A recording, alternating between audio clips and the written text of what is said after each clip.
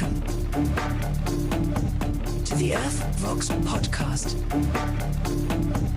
The earthvox podcast. earthvox podcast.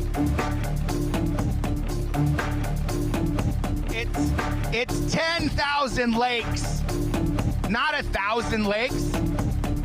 A listener reached out to me and corrected me. It makes so much sense when I was trying to dig up what the land of 1,000 lakes was, that I was stonewalled in my search results because it's 10,000 lakes, not 1,000 lakes. There is no land of 1,000 lakes. But interestingly, it's not even 10,000 lakes. I had to do a deep dive to protect myself. Minnesota is famously known as the land of 10,000 lakes, but the actual number is quite a bit higher. According to the Minnesota Department of Natural Resources, the official counts of lakes in Minnesota that are 10 acres or larger is 11,842. And if you loosen the criteria a bit, you could come up to 15,291. What a boring start to the show. We are streaming live on X and YouTube and Twitch and Rumble. Theoretically, it's been an exciting morning because I have quite a treat in store for you today. But quickly, one other point of business. We covered Pete Hegseth and the narco boats from Venezuela sensation that some on the left are vehemently opposing. They're claiming that the second strike on this particular boat, why we're focused on this particular boat, I have no idea. Anything to make the Trump administration look bad. It's been announced that, in fact, the survivors of the first strike were attempting to recover the drugs, maybe obtain weapons to return fire, or any number of things. Orders were followed. No war crimes were committed. And this was just speculation last week, but we can now confirm that this is, in fact, what happened. The reporting from the leftist media institutions has been once again debunked. And this is the point of the podcast. Dispelling the lies that you are told about what's happening in the world by the mainstream media. Now, without further ado, joining me today, that's right, we have a guest. He's the host of the podcast, That's Effin' Weird, wherever you find finer podcasts. He discusses conspiracy theories and does deep dives on all the things that I find particularly interesting. And most excitingly for me, he's a worker, he's a grinder, and he's with us today. Please welcome to the show in audio form, Stevenson Gerald Longbottom the Third. Welcome to the show, buddy. Thank you. That was a very nice introduction, I will say. And then one side note, I actually spent quite a bit of time up in Minnesota. So had you asked me or had I seen this prior, I might have been able to give you that little tidbit. It's 10,000 lakes. Yeah. But again, I think Minnesota's quite liberal on what they consider a quote unquote a lake. It would actually be kind of interesting to see what the definition of a lake really is, and then that will, because you were saying at the beginning, like, okay, if we even expand it just a little bit, it can go up to like 15. Mm-hmm. So, but that's yeah, wild. Yeah, it's pretty cool. But yes, like, how do they even have room to build houses? Exactly. No, but yeah, it actually, Minnesota by itself is actually, it's for what it is. I feel like that state in particular all the like cities are kind of condensed right in the middle of that state, and then the like as soon as you kind of like branch out, it's just wilderness. So I feel like there is that weird kind of like dynamic where it's like, all right, you have that city life, but then you also have like the people that are just like backwoods in there too. But yeah, yeah. So we started um, talking about doing some kind of guest appearances, co-host appearances several months ago, and then dropped off this was during the time when I had just gotten a new internet provider, and 2 or 3 days after the guy showed up to install, the modem stopped working, and I was without internet for 2 weeks. I think it was like almost like 2 weeks to the day, because they couldn't just send me a new modem. They had to schedule the service tech to come in and install the modem himself. Of And course. then we just didn't talk anymore Yeah. after that. Partially because I was torn. I was on the fence because, as you know, we've both gone through this, which is one of the reasons that I was inspired to reach out to you again when I saw you. You started posting shows by yourself, which is, I mean, in my opinion, just a testament to your motivation to keep working. And then I noticed that you were posting on Reddit again, looking for guests to come on and supplement your show. And that was, even more inspiring because, as you know, we've both gone through flaky people that don't, I mean, they exist. They're everywhere. If you've tried to sell anything on the Facebook marketplace, you know that people just don't come through. They just ghost you. So getting sort of the signal that you are a worker and you're motivated was kind of all I needed to know that you were the guy that I should reach out to for potential co-host opportunities, collaboration opportunities.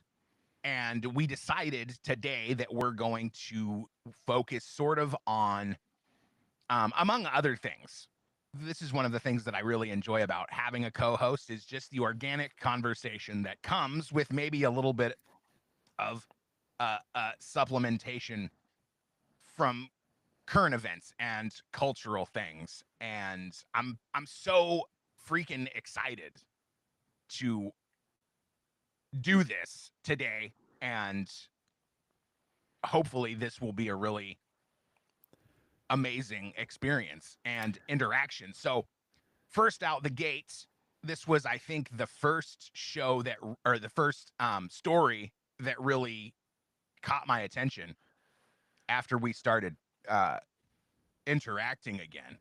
Mhm. This story came from @amuse on X. He writes, sanctuary cities, Democrat cities are shutting off flock cameras because ICE was using them to catch criminal aliens.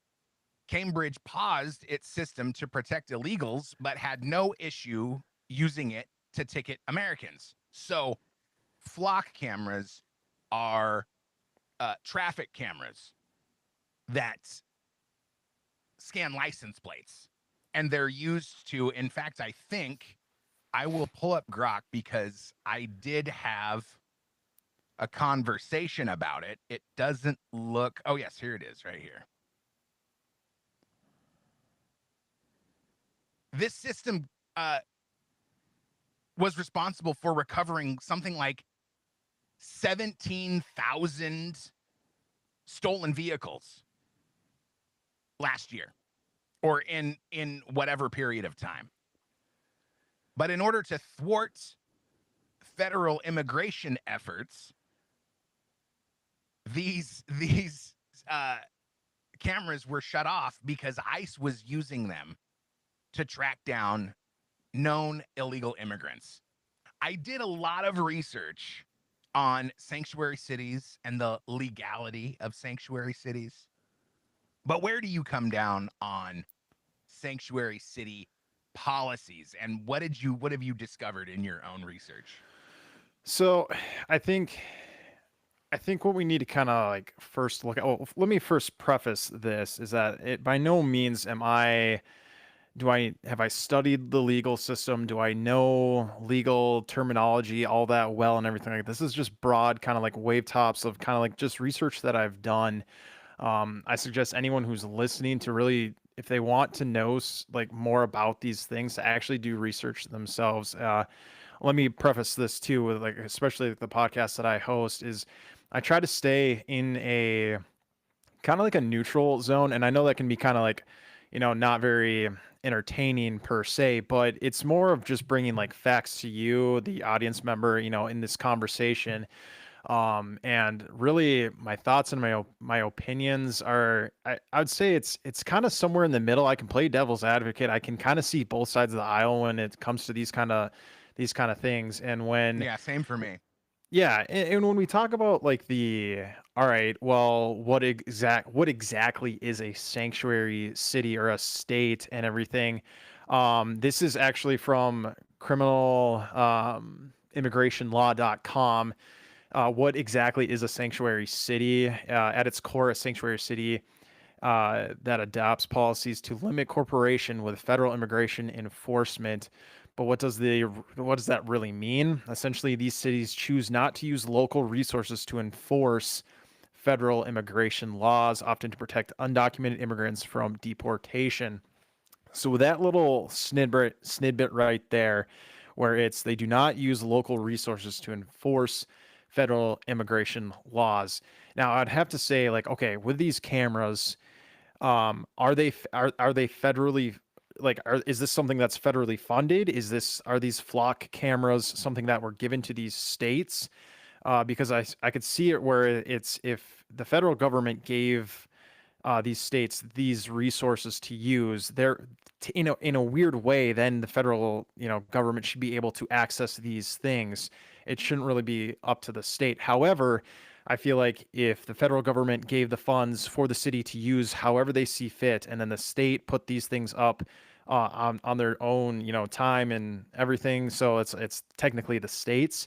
I feel like they have the ability to turn them on and off. I'm not saying it's good that they did. I'm not saying it's bad that they did, but it's just one of those things where it's such a weird kind of realm and kind of such a weird topic. And I guess that's kind of why we're talking about it too, were they justified, I guess, is the real question on turning these things off. And with your article, them saying that they're still handing out traffic tickets to everybody else, but they're not giving the immigration information to, ICE or whatever.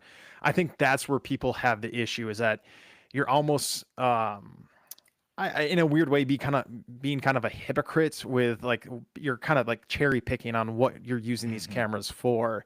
But again, is it something where is it a federal thing or is it a state thing? I did not know. I did actually dig in. I asked Grok, what is the legal justification for sanctuary states? And as always, I asked it to give me a simple answer because it will fill several books with the Yes. Supposed answer that you're looking for. And the response was, the legal justification for sanctuary states or jurisdictions rests on the U.S. Constitution's 10th Amendment and the anti-commandeering doctrine, which prohibits the federal government from forcing state or local governments to enforce or assist with federal immigration laws.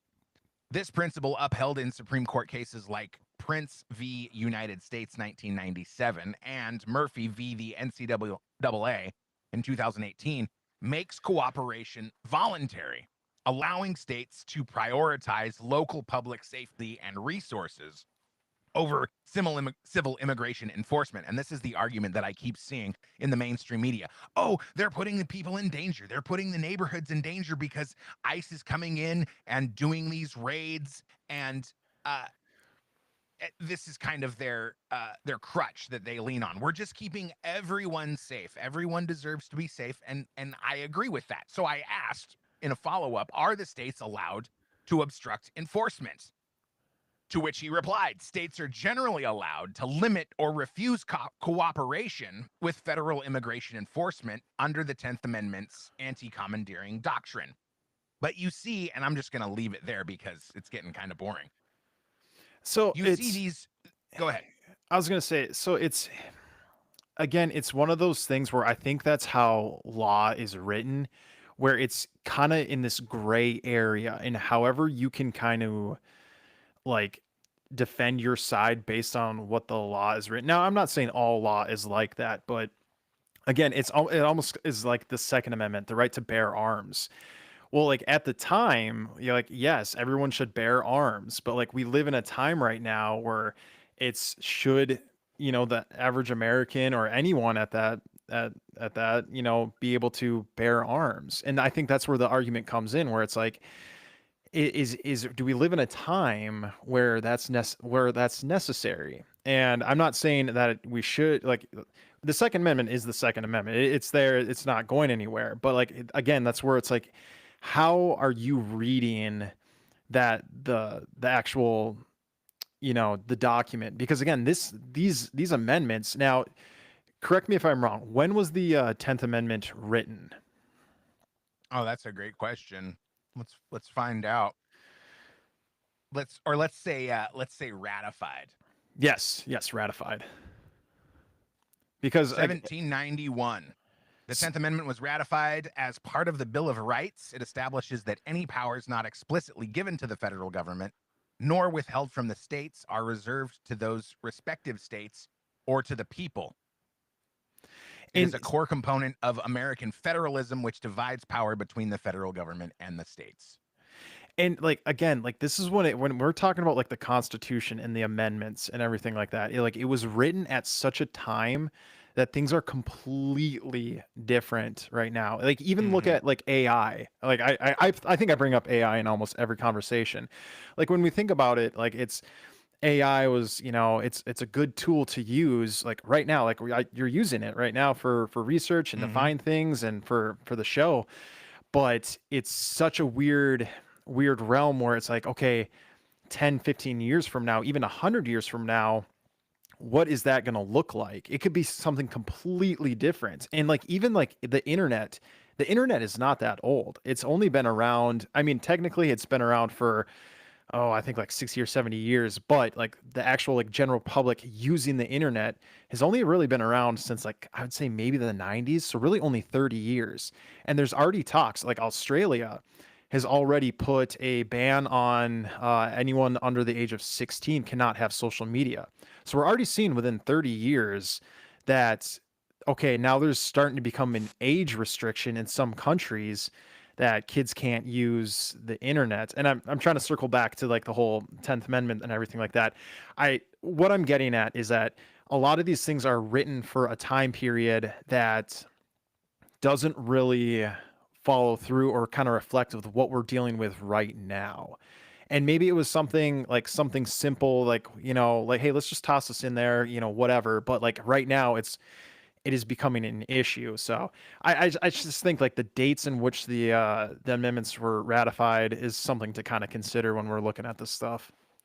It absolutely is. And as that kind of translates to the internet argument that you're making, just to supplement your point, I pulled it up. The internet has been around for over 50 years, evolving from the 1969 U.S. military project, ARPANET, but its official birthday is often cited as January 1st, 1983, when TCP IP protocols standardized communication, making networks talk to each other, with the public explosion coming in the 90s. Yep. With the World Wide Web. And this is, I mean, you're not wrong. This is obviously a very sensitive topic when it comes to people, especially more conservative people, talking about freedom of speech. What do they say? What does the left say about freedom of speech? Oh, freedom of speech doesn't include hate speech. Well, I mean, in my opinion, it actually does. The Second Amendment, the right to bear arms. Well, the founding fathers didn't think that you would have, an AR-15 with a 30-round magazine. Okay, Exactly. I think that's a fair argument. I don't think it means that we shouldn't have AR-15s with 30-round magazines. I would actually come down more on the sort of anarchistic side, which is that you should be able to have whatever you want as long as you're not hurting people. That's where my sort of political persuasions land in terms of illegal immigration. I think it would be great if we were one world government, one standard of living, one unified society with the same sort of cultural standards, and of course, freedom to practice your own religion, and all of these things. I take an issue with unfettered immigration because, in my opinion, is that the whole motivation for this surge in immigration is massive multinational corporations want to pay want to pay their employees as little as possible. The American standard of living is much higher than the standard of living in Guatemala, or maybe I should say the floor, the standard of living floor in the United States is much higher than it is in Guatemala or Honduras or Venezuela or whatever country that most, Somalia, Haiti, where most of these immigrants are coming from. So the political support for mass immigration to the United States comes from massive multinational corporations funding the campaigns of these politicians, with sort of the caveat being you're going to support open borders policies because that gives us access to extremely inexpensive labor. This is why the corporations sent all of their manufacturing overseas to begin with, under the pretense that, oh, this is going to help us westernize China and India and these other countries that are sort of maybe falling under the shadow of communism. This was the argument that was made to the American people when all this was happening, decades ago. No, it'll be good because we'll westernize, we'll create more democracy. I mean, the whole like exporting democracy argument. I mean, we see today now, like we're living in the results of this idea. So Donald Trump comes along and goes, look, this is what's actually going on. Our wages are being driven down. Our dollar is being devalued. Clearly, in my opinion, based on the independent research that I've done, the agenda seems to be create a dependent class and an elite class in the United States. We want to draw a hard line between, the billionaires and everybody else. We want a serf class. We want universal basic income. Basically, I covered this on the show last week because we're seeing this theory take place in real time in cities around the world, around the country. They want to turn us into employees. Well, how many rights do you have as an employee at your job? You have a dress code. You can't talk about certain things. Of course, you can't strap when you come in to the office. This is, I think, what the goal is for the public. And I mean, to me, there's a direct line between the corporate world and the control of the politicians, with the end goal to be a subservient population that is fully reliant on the government. And it's taking shape with how the government, these governments in predominantly blue cities, are responding to immigrants. We're going to shut off the surveillance system so that you'll be safe. We will obstruct the federal operations to deport even illegal criminals. We have this story that came out. When did it come out? December 6th, just a couple of days ago. Red Wave Press writes, Fox News alert, New York released nearly 7,000 criminal illegal aliens that had active ICE detainers since President Trump took office in January, including killers, sexual predators, and a maniac booted from the U.S. 8 times who attacked an Ithaca cop with a machete. Let's watch the video. This is a Fox News alert. Listen to this shocking development. 6,947 criminals were released from jails in New York, even though they had active ICE detainers. These released criminals, which immigration authorities were requesting custody of, included people linked to at least 29 homicides. That's according to the Department of Homeland Security. What is going on in New York? And this is before Mamdani's socialist takeover in January. I'm joined now by New York Republican Congresswoman Claudia Tenney. Great to have you. This is incomprehensible to me. People who immigration authorities want just let out in the streets of New York? Yeah, this is a sanctuary state, as you know, still is a sanctuary state run by the Democrats completely. Even the governor faces a veto-proof majority in the legislature, and now we're going to end up having, a pro-sanctuary mayor coming on the 1st of January. But yeah, there are thousands, almost 7,000 people with these advanced criminal records, like murder. You said homicide, rape, extortion, you name it, just about every crime, child sex crimes that are let into our state every single year, at least this last year. And this is all done under, and Letitia James, our attorney general, was alerted. She doesn't care. She even goes after and is trying to prosecute any of the local governments who want to cooperate with what is called the 287G program. That program allows local police to coordinate with ICE if we have dangerous criminal aliens within the confines of a county or a city. She is interfering with that. She's actually prosecuting my home sheriff for actually cooperating. And my district in upstate New York 24, my entire northern border is the Canadian border. And we have had almost 90% of the people on the foreign terror watch list under Joe Biden were coming in across the northern border. So it's a very dangerous place and a very easy place for safe haven, especially with a sanctuary state like New York. That's unreal. Prosecuting a sheriff, meanwhile, people committing crimes in the streets of Manhattan behind me, just, let them go. That makes sense. So what do you think the motivation is for those kind of policies? All right. So I know that's a big question. Yeah, so, it's no pressure.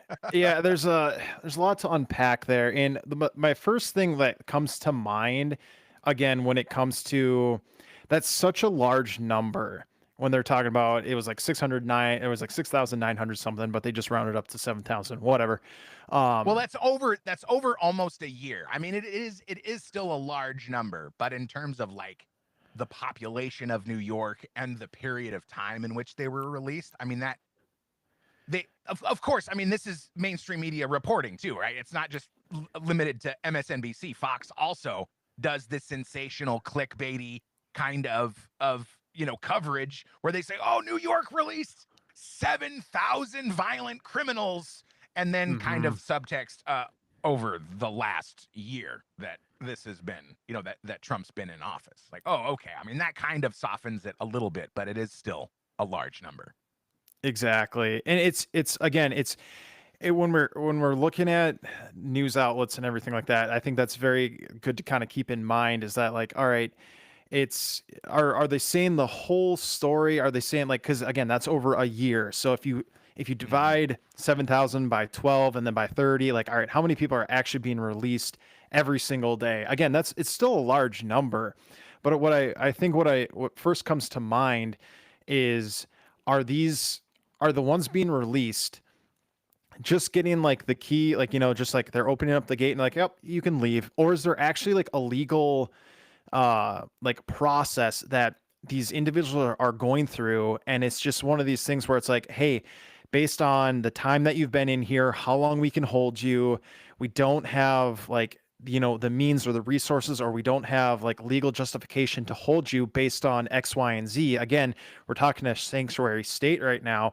And I will preface this, every sanctuary state also has different like rules and what they go by. It's not a blanket thing where everyone has to follow the same thing. Now, within the sanctuary states, I'm not sure if the states and the cities then have different codes that they go by too. I think that they do, but it's just, again, it's one of those things to look at, because okay, we're talking about immigration right now, but then just look at, all right, besides immigration, put that aside, like, all right, how many just normal criminals are being released every single day in whatever state that you want to pick? It's probably around the same. I can imagine maybe not like 7,000 throughout the year, but I that's just the thing that we need to look at is like, okay, why are they being released? Is it they are just getting let go because it's a Democratic state and they want to piss off Republicans? Or is it like is there a 100% legal reason that they cannot hold this individual based on legal, rights that this person has? Because even if you're here illegally, you're still a human being and you still have human rights.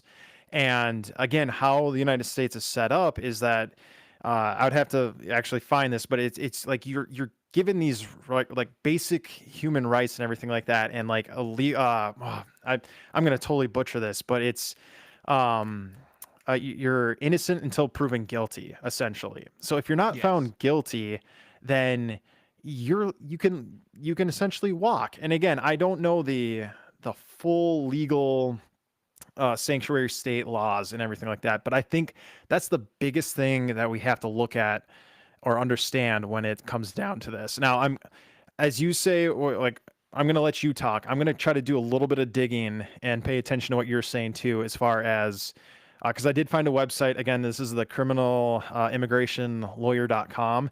It does have a couple of things, so I'm going to breeze through that while you kind of say your two thoughts. Well, the only, I guess, so a couple of points. When these people entered the United States illegally, they became criminals. I don't love that argument because of kind of how broken the immigration system is, and that whether you want to believe it or not, some people are fleeing a bad situation. Now, we have laws. Those laws have to be followed unequivocally. But this story specifically to New York claims, at least, that these almost 7,000 people had ICE detainers and were sort of released spitefully by New York, allegedly because New York just wanted to stick it to the Trump administration. And this is one of the key issues I take with this behavior from the left. I always say the left because I don't think that Democrats should wholly be included with the left. The policies that I am against, like, look, I voted for Barack Obama once. If Bernie Sanders would have if Bernie Sanders wouldn't have been totally railroaded by Hillary Clinton's Democratic National Committee, I may have voted for Bernie Sanders over Donald Trump in 2016. Knowing what I know now about Bernie Sanders and the kind of person he's been, I guess, exposed to be, I would have deeply regretted that vote. But I don't believe for 1 second that the people that are in favor of these sanctuary policies, that the people that are releasing, criminal aliens into our communities have the best interests of the criminal aliens at heart at all. I believe most of our politicians in general across the board are just corporate puppets that have been installed by their corporate overlords that finance their campaigns to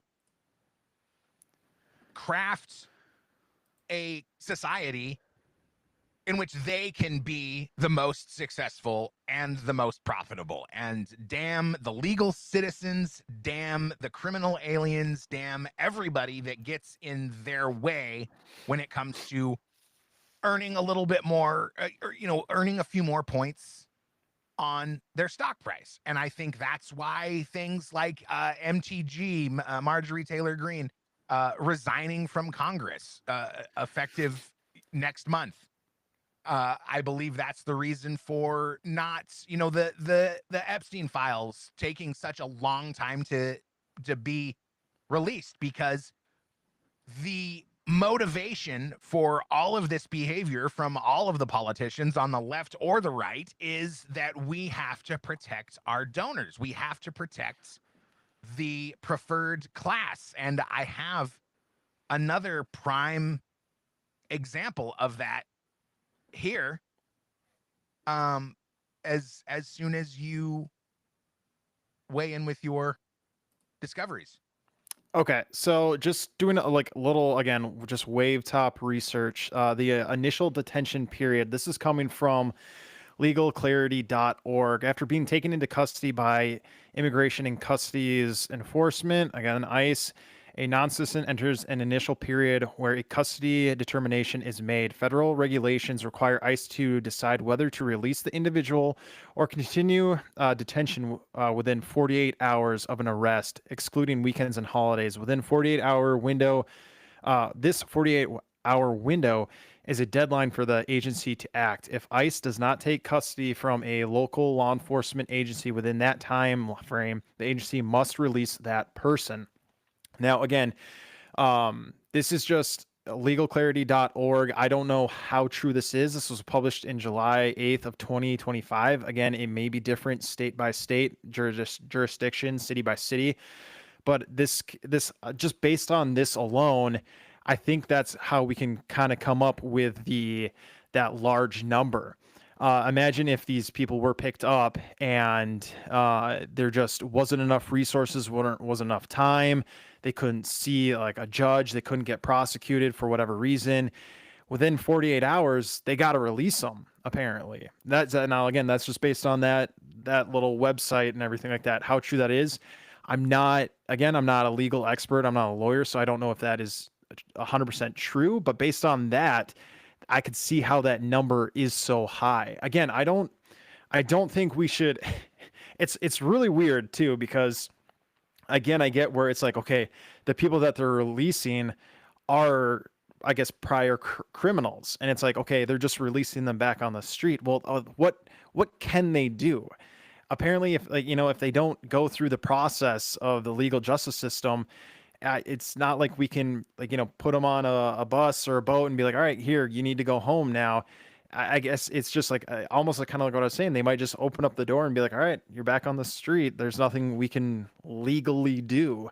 So that's just based on the little bit of research that I found. That's kind of what's going on, I feel like, and maybe that's why that number is so high. Well, the story that jumps immediately to my mind to kind of refute your findings is when this was quite a sensational story over the 2020 election cycle as it pertains to Kamala Harris. The evidence, I think, exposed during the debates by Tulsi Gabbard. I wonder if I can find it quickly. I enjoy doing this, but I don't know how much the audience enjoys suffering through it. Basically, I want to just see if I can find it before I try to summarize. This may actually be it. Let's see. Oh, I should actually get through the ads, even though no problem showing love to bearskin hoodies. Yeah, apparently a great. Well, while you're doing that, there is a okay, go ahead. No, go ahead. Okay, I was going to say from the criminalimmigrationlawyer.com, again, take this with a grain of salt. There is a subsection that's alternatives to detention. So monitor release programs, community-based support systems, pretrial services, restorative justice programs, and diversion programs. Anyways, so these are all, I guess, alternatives to actually being held, or I guess maybe going to jail, or I guess it's a rehabilitation aspect. So again, of that 7,000 numbers, that number, were they picked up? Was this something where they were just picked up and then had to be released again? Were they something where they had spent time in jail and then were released on a monitor release program? Was it something like a community-based support program that they were, released? I feel like it's one of those things where it's like, okay, why were under what circumstance? And again, I'm sure every individual's was different and everything like that, their circumstance, but it's just one of those, like, I think we had to, like, if Fox would have just kind of went a little bit further and like you maybe said like how or why, was it just that they were just released and they were picked up 48 hours and they had to be, or was it something where, okay, based on X and Y and Z. They were somewhere released on these monitor release programs, community-based support programs, just back into the community. Well, So, I think the whole motivation for the story is right. So Fox is conservative, right? And the conservatives are largely in control of the government. So since this, I mean, the argument made there, I think, is sort of undermined with the story that we started off with, being that in Massachusetts they're turning off the surveillance cameras to undermine ICE's efforts. The story from Fox being that the federal government, that's on our side, right, guys? Right, conservatives all watching Fox News? The federal government said, hey, don't, New York, you better not. We got ICE, we got these on federal detainer. You better not release them. And so New York goes, well, yeah, but we're on the blue team. So we're going to release these people to stick it to the man, because that's what we're doing. We're the underdogs now. In addition to that, I think like the things that I was researching with Grok on the 10th Amendment are sort of reinforced when you see like, oh, hey guys, we're on your team. We're not going to assist the federal government in their deportation efforts, no matter how violent or psychotic some of these criminal aliens are. We're on your team, and we want you to know that we're on, not only are we on your team, but we're on your family's team. We're on anybody's team that's still back in your home country that we want to bring to the United States, because we want them to also be on our team in reciprocation. We're going to protect you, and in exchange for this protection, we're going to ask you to fill out a ballot, for example, when when our community organizers come by to collect ballots on election day. I just think that that is the message being sent by these policies and also by these stories, because Fox News frames this story like, oh, New York is so bad because they released 7,000 criminal aliens, while the criminal aliens are sitting there going, New York is sweet. We can go there and receive all of these great government benefits. We'll be protected from immigration enforcement by the local authorities in New York, and we'll be free to do crime as long as we donate to the appropriate political campaigns and vote for the appropriate political candidates, which will transition us beautifully into the sort of saga that's been going on in Minnesota right as soon as we watch this video between Tulsi Gabbard and Kamala Harris from, I believe, the 2020. Yes, it was the 2020 election campaign. Here we go. I want to bring the conversation back to the broken criminal justice system. I want to bring the conversation back to the broken criminal justice system that is disproportionately negatively impacting Black and brown people all across this country today. Now, Senator Harris says she's proud of her record as a prosecutor and that she'll be a prosecutor president, but I'm deeply concerned about this record. There are too many examples to cite, but she put over 1,500 people in jail for marijuana violations and then laughed about it when she was asked if she ever smoked marijuana. She blocked evidence. She blocked evidence that would have freed an innocent man from death row until the courts forced her to do so. She kept people in prison beyond their sentences to use them as cheap labor for the state of California. And she fought to keep cash bail system in place that impacts poor people in the worst kind of way. Thank you, Congresswoman. Senator Harris, your response. As the elected Attorney General of California, I did the work of significantly reforming the criminal justice system of a state of 40 million people, which became a national model for the work that needs to be done. And I am proud of that work. And I am proud of making a decision to not just give fancy speeches or be in a legislative body and give speeches on the floor, but actually doing the work of being in the position to use the power that I had to reform a system that is badly in need of reform. That is why we created initiatives that were about reentering former offenders and getting them counseling. It is why, and because I know that criminal justice system is so broken, that I am an advocate for what we need to do to not only decriminalize, but legalize marijuana in the United States. I want to bring Congresswoman.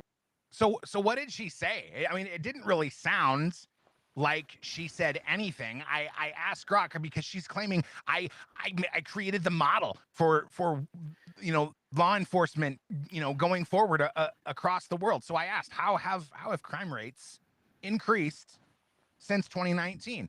Violent crime overall rose 8 to 9% in just from 2019 to 2020. Property crime increased 8% or 15% from 2019 to 2024. Homicide increased 30% from 2019 to 2020. So she's not lying that she created the model for law enforcement across the country. It just happens to be something that I think most sane people wouldn't really want to experience in their lifetime. So my thing with this is that, okay, so in 2020, or when do you know when she stopped being the attorney general in California? I could find out quite quickly. When did Kamala Harris term as AG in Cali end? Oh yeah, 2017 when she became the VP. Okay. And then when did, I guess, who took over for her?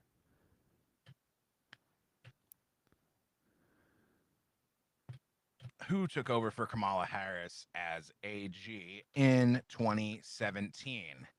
I feel like I should know the answer. Oh, Xavier Becerra? I've never heard of that. I've never heard of. Yeah, January 24th, 2017. Xavier Becerra. I think he ended up getting a place in the Biden administration. Did he not? That name sounds so familiar. Yeah, it kind of sounds familiar, but I can't put a face to the name. Yeah, he was the 25th United States Secretary of Health and Human Services. And this is really messed up, man. Oh, what a great question.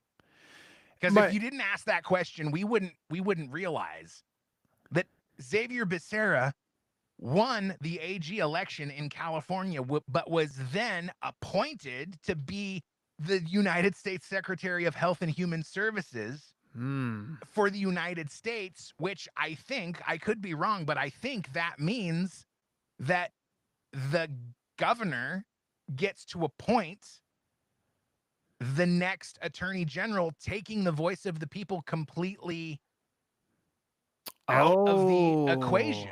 I gotta find out who became AG in California after Becerra went to the federal government.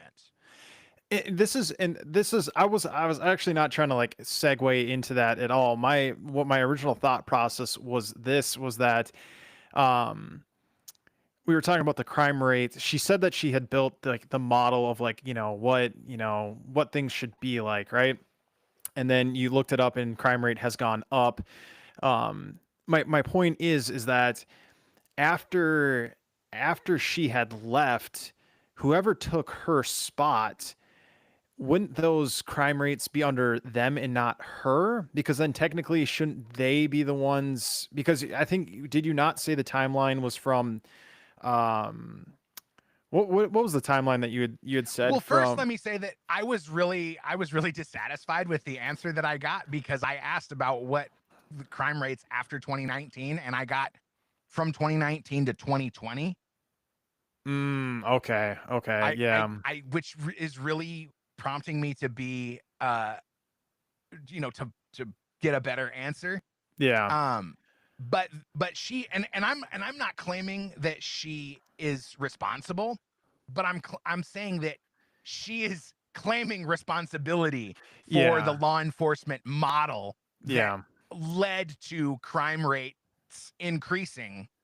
I mean, basically ever since, maybe decreasing a little bit. But the thing with using crime rates as a statistic is you have to rely on, like, there's a lot of factors. You can say crime rates went down because crimes stopped being prosecuted. Because when crimes stop Exactly. being prosecuted, then police stop making arrests.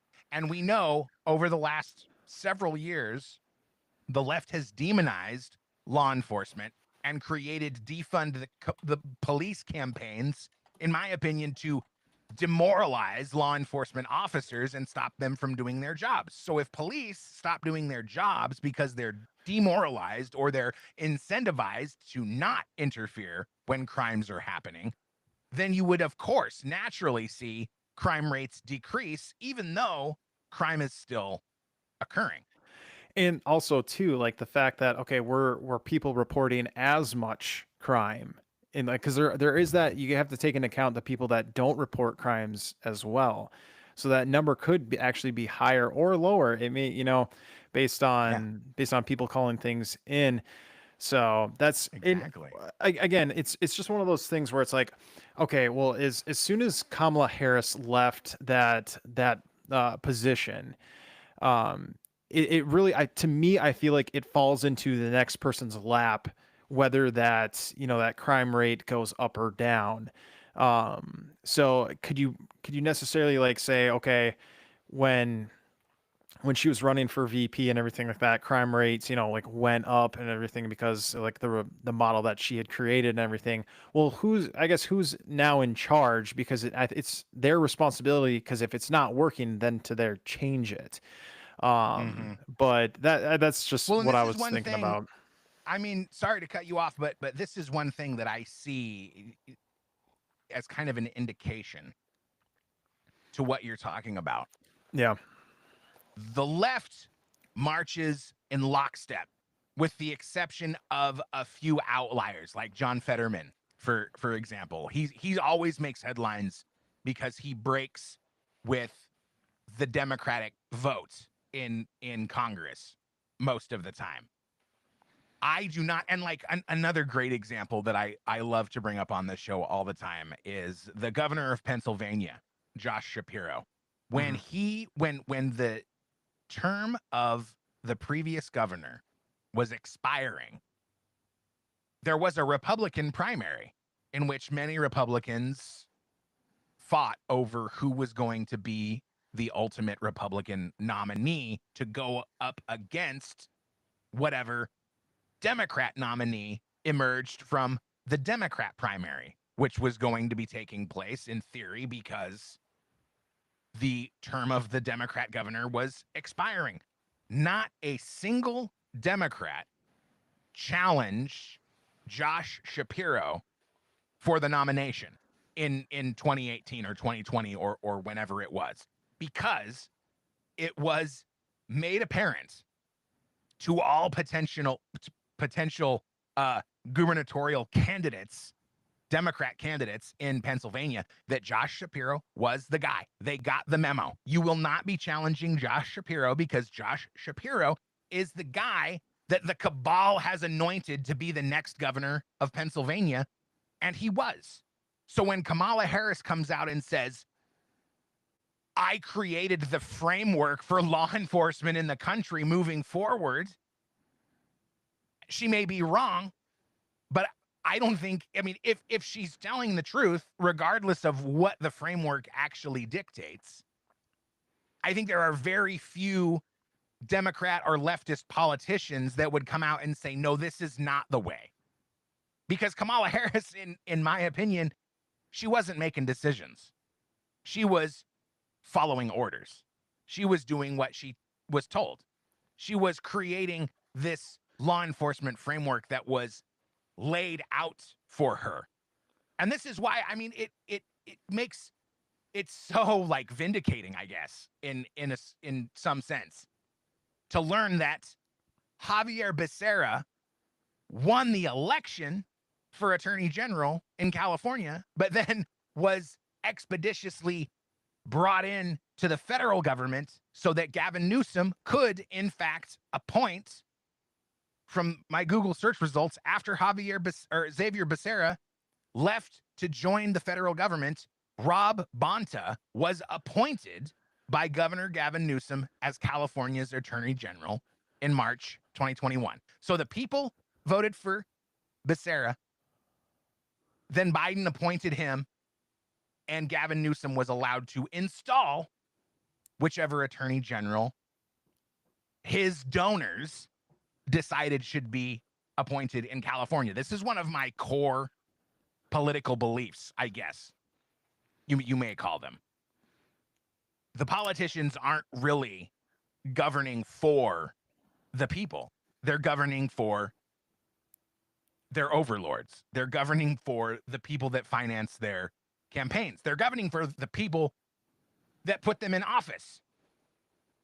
And this is a real problem. And now I guess we will make this our final story. I have to pull it up again.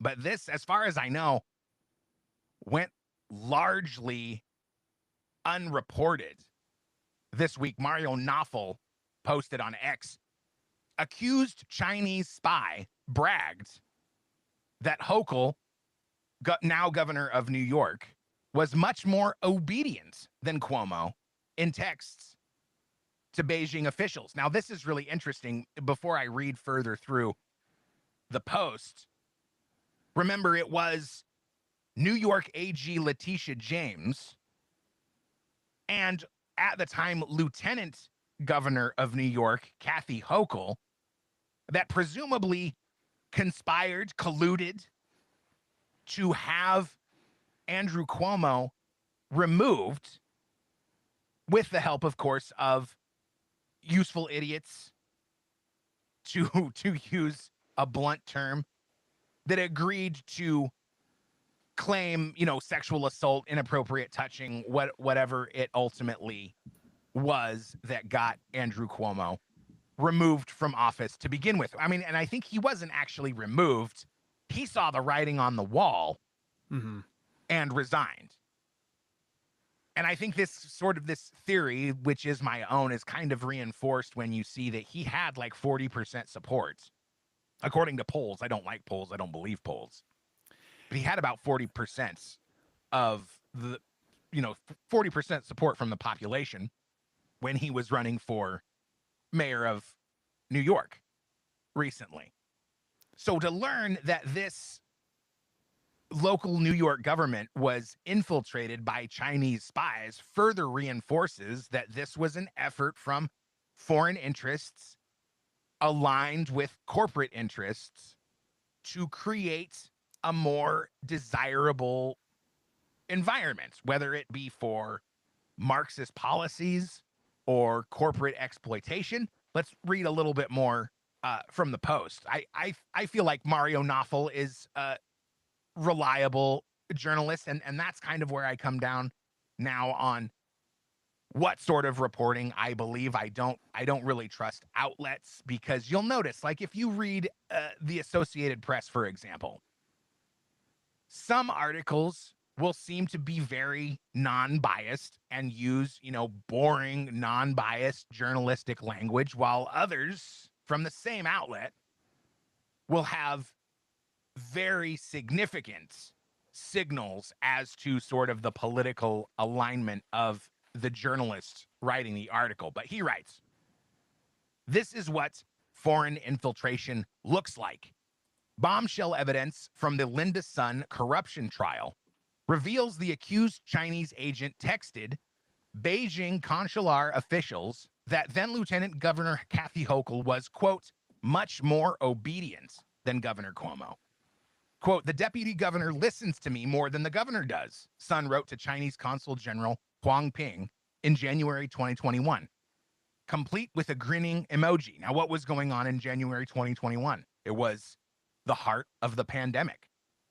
What was Sun delivering? So, I mean, just to follow up on that point that I made, I'm of the belief that a lot of the lockdown policies, the masking policies, even the vaccination policies were pushed out by the Chinese government, because there is documentation of all of the efforts that Chinese officials went through to get into the ear of local politicians, even down to the county level, to enforce lockdowns, masking policies, and vaccination policies. What was Sun delivering?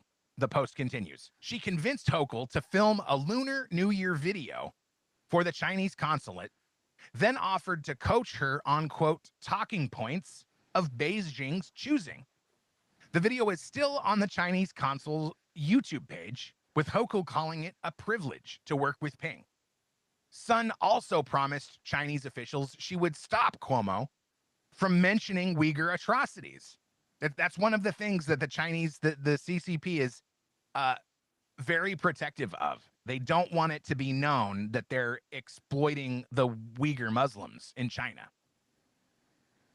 Quote, I will definitely not let the governor bring it up. What did Sun allegedly get in return?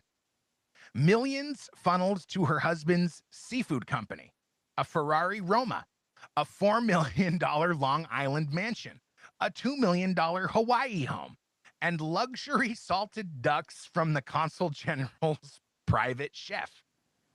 I want to eat salted duck, she texted Ping. He sent 6. A Hochul spokesperson dismissed the texts as words from someone accused of lying repeatedly. But the question remains, how did an alleged Chinese agent get close enough to call the future governor obedient? Your thoughts? So with this one's kind of hard to, it almost, again, like who, you were saying what journalist was that? Mario Knopfel. Okay. Now, does he says that in that post or whatever, he says that you can look it up on YouTube about these things. Did you try looking it up at all to see what he was saying? Because it was saying, where does it say it? The video is still on Chinese Council's YouTube page. I'd really find it interesting if we could try to find that or see if it actually is still up. How long ago was that post? That was this week, December 4th. Let me see. I will prompt Grok to see if he can provide a link. Okay. And Can while you provide a link to the Chinese, oh, come on, fingers. Chinese consul YouTube video mentioned in the post. Yeah, that's a great question. I get tricked sometimes. No, and again, like that's it, and that's kind of for your audience members, and I say this to my audience members too, is like, do your research when we're looking at these things. And again, it's almost like the immigration thing that we had brought up earlier with like, okay, the 7,000, like what kind of, why were they being released type thing. So for like this, it's like, okay, is that YouTube video even still up? Is the video being taken out of context? Is, there's a lot to unpack with all of this and everything, like, and it's just one of those things where it's like, I would like to look at this and kind of dive deep down, because they're talking about these text messages and everything like that. And where is this reporter seeing these text messages? Bro, here it is. Oh, let's see it. We got it. Grok, goated Grok. All right, here we go. Let's watch it. Hi, I'm Lieutenant Governor Kathy Hochul, and on behalf of Governor Cuomo, myself, and the entire state of New York, I want to wish you Xin Nian Huaila. Happy Lunar New Year. I have been Lieutenant Governor for a long time, and I've had the privilege of working with the Chinese American community and with the Chinese Consul General, Ambassador Peking. Every year I've cherished the chance to participate in the Lunar New Year parades throughout our state. It's one of my great pleasures as I bring my Chinese American nieces to immerse themselves in this vibrant tradition of dance, music, food, and of course the red envelopes. In early 2020, I marched in both the Queens, Flushing, and the Chinatown New Year's parade. It was all amidst the anxiety about the growing pandemic, and I was very concerned about the impact that this would have on Chinese businesses and restaurants, and I met with many business owners to hear their concerns. That's why it's significant that this new year, the year of the ox, is represented by hard work, strength, and determination. These are exactly the traits and values that will help us emerge even stronger this year and the next. We are very proud that New York State serves as a hub of rich culture and diversity and is home to more than 600,000 Chinese. More Chinese individuals live in New York City than any city outside Asia. And we recognize that our strength comes from our diversity, and that comes from the immigrants who have found their way here and built this country. That is why there is no room for xenophobia or hate in our state. New York stands with the Chinese Americans because together we will defeat COVID-19 and come back even stronger. So have a wonderful celebration and may the year of the ox bring health and prosperity. Thank you. Okay, all right. So, all right, honest, my The music, honest, bro. okay, so my honest thoughts. This is truth. I'm being truthful right now. Is that I honestly feel like that was almost every single kind of video that a politician would put out to, you know, kind of, what is it? To kind of show support to whatever kind of group or program, or it to me, it didn't scream like anything unusual. Can you still hear me? Yes, yes. Okay. Yeah, I don't know. It looked kind of odd, but again, I didn't see anything saying like, hey, we will enforce like, Chinese types rules or whatever. To me, like she was just saying like, hey, there's a lot of Chinese that live in New York. I've talked with them. I'm trying to show them support. Your New Year, your culture is very important to New York and everything, and the immigrants that are here. So to me, it wasn't as bad as the post from the reporter was saying or making it out to be. From the first, like just like glancing over it, it didn't seem all that bad. What do you think about it though? Well, I don't want to disagree with you out of hand because I agree that it seems pretty innocuous. I'm sharing here on the screen. Check out the video we're streaming on YouTube, Rumble, X, and Twitch. There is a multitude of presumably politicians. Like there's Jim Kenney and Eric Adams doing videos on this same channel in alleged honor of the lunar New Year. Mm-hmm. In an effort to kind of reinforce the point that you're making, that maybe it's not really all of that bad. Yeah. But I would counter that with the signal is being sent. And we have this story from Mario Knopfel. What happened to what happened with Kathy Hochul, the things that this person was saying behind the scenes. And we know that we can see now it's sort of a corpus of data that indicates a bigger picture effort. And I think this stems from Donald Trump's election in 2016. You supported this monster being the message.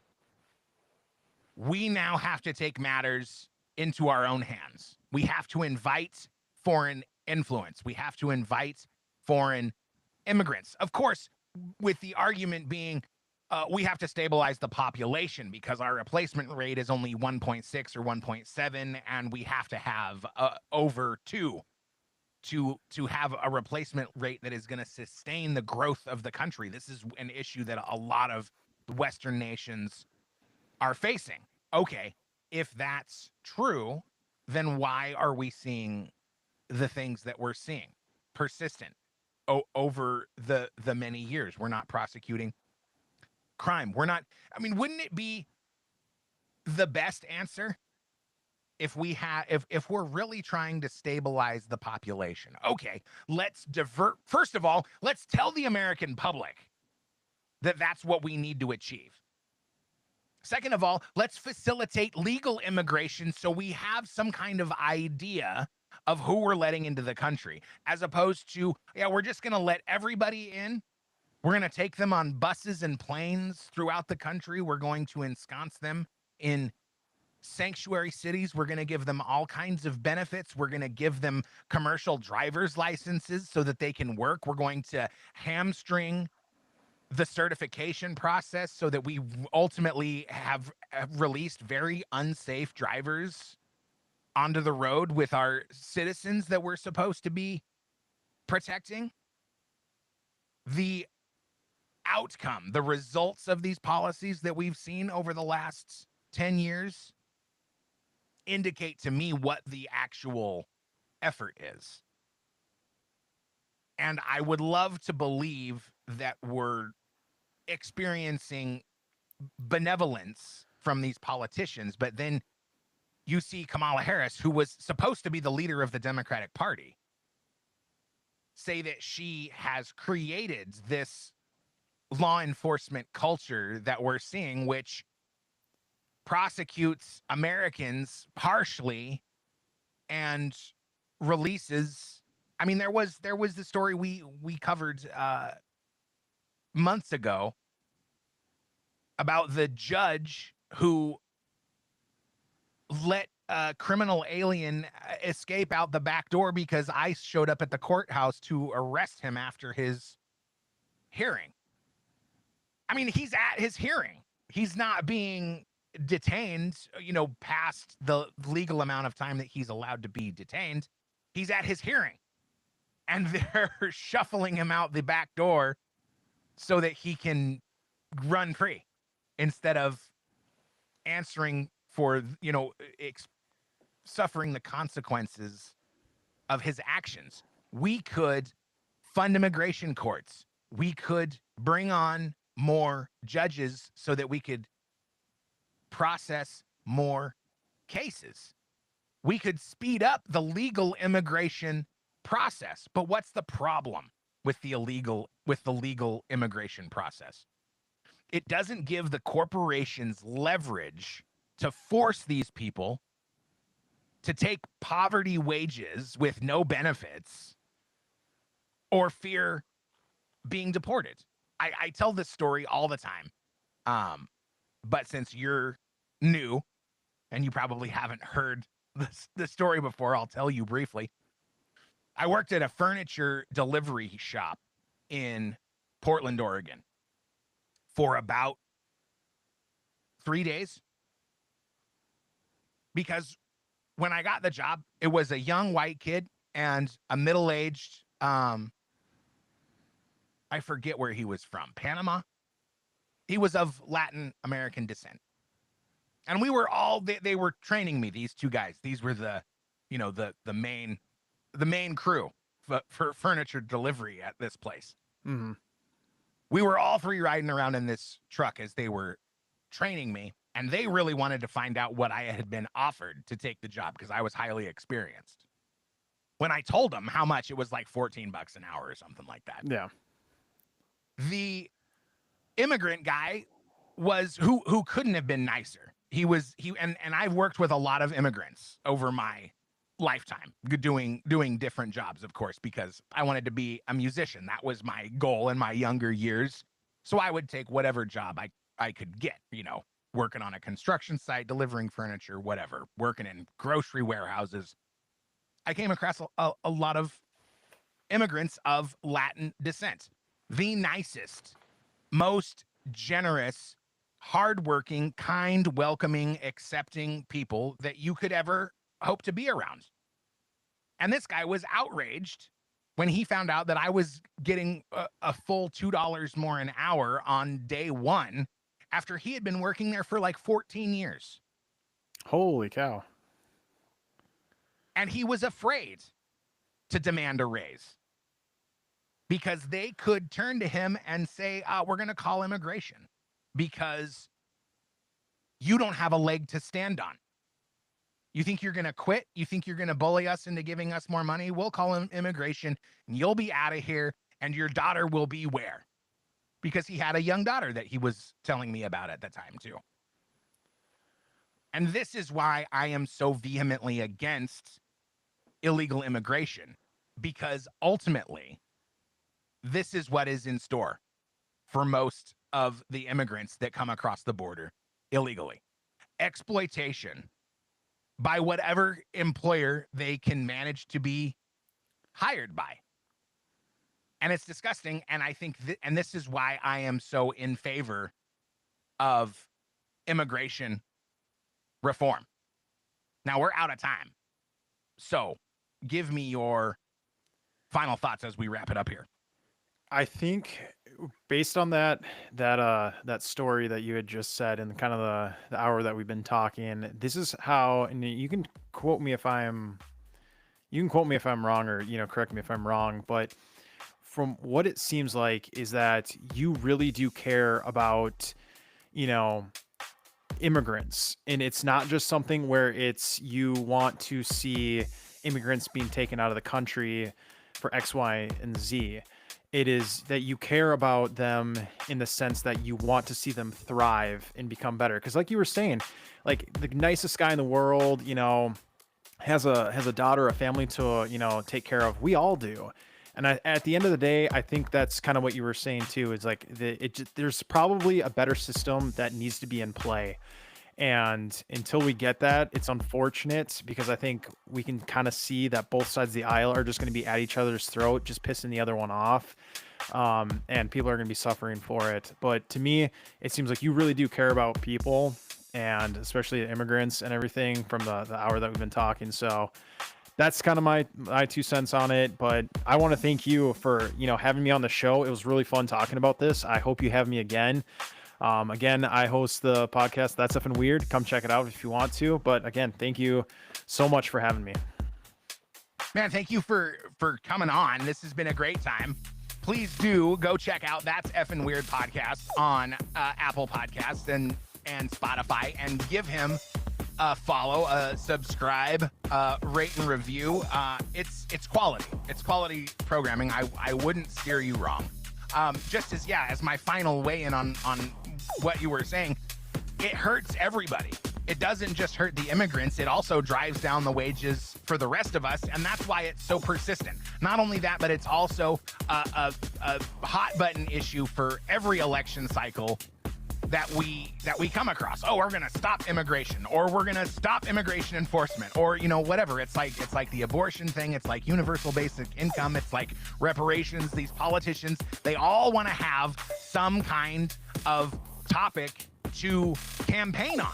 And that's why it always comes up over and over again. But mainly it's because it's a great topic to earn campaign donations when you're talking with your donors behind the scenes. Thank you all very much for listening this long. Please like, share, and subscribe. We are on YouTube, X, Twitch, Rumble, also audio only available on Apple Podcasts and Spotify and all the other podcast platforms that you may enjoy. Send me an email, therealearthvox@protonmail.com, and follow me on X or any other social media that you like, if you can find me at earthvox. As always, please leave me a voicemail if you're brave enough. 701-787-1121. I'll be back.